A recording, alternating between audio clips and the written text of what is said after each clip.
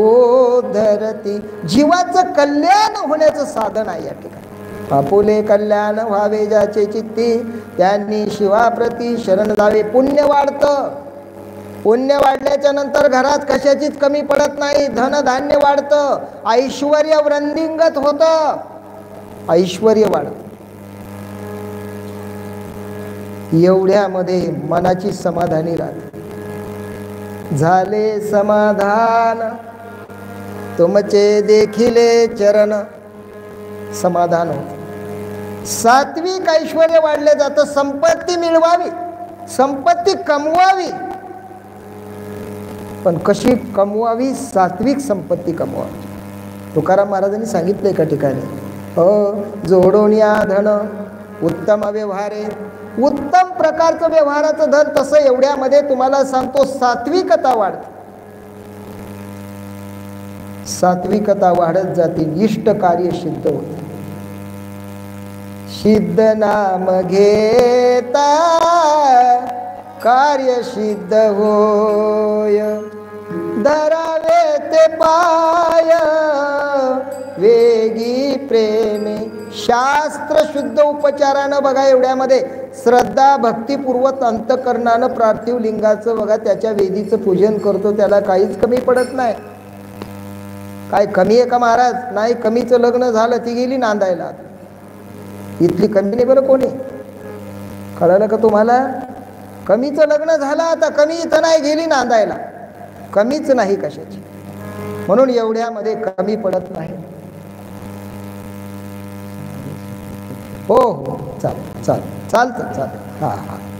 देह ठेवल्याच्या नंतर तो परत बघा एवढ्यामध्ये रुद्र लोकामध्ये जातो.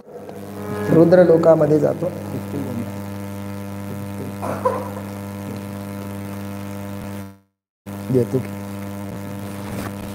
रुद्र लोकामध्ये त्रिकाळ संध्या समयी बिल्वपत्र वाहून. काही नाही.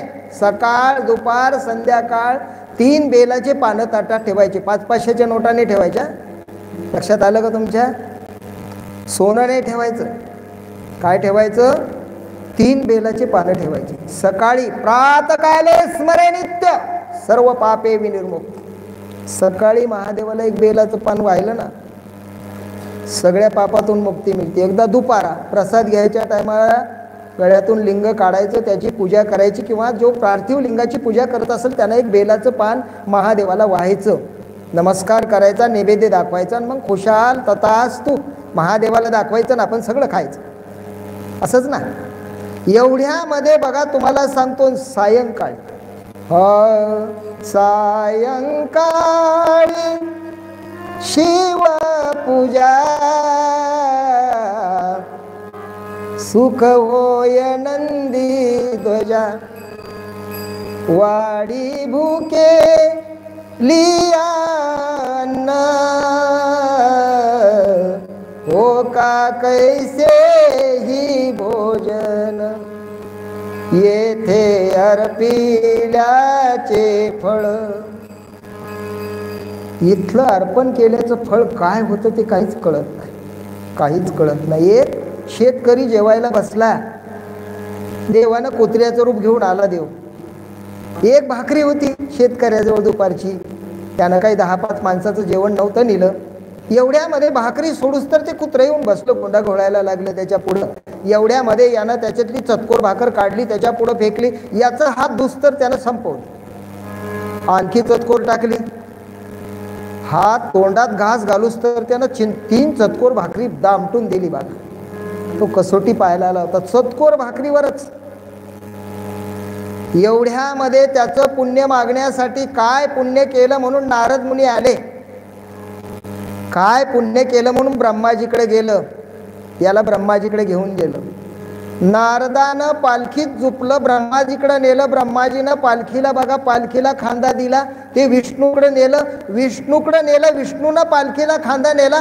कैलासाला नेलं. महादेवानं उचलून आपल्या मांडीवर बसवलं. कळालं का तुम्हाला? कळालं का? 3 चतकोर भाकरीवर सगळ्या देवांनी पालखी करून घेऊन जावं. कारण यानं याच्या स्वतःच्या जठराग्नीचा विचार केला नाही. विचार केला नाही. भक्ताच्या दर्शनानं त्यांच्या पादपर्शनानं अनेकाची पाप नाहीशी होते बरं.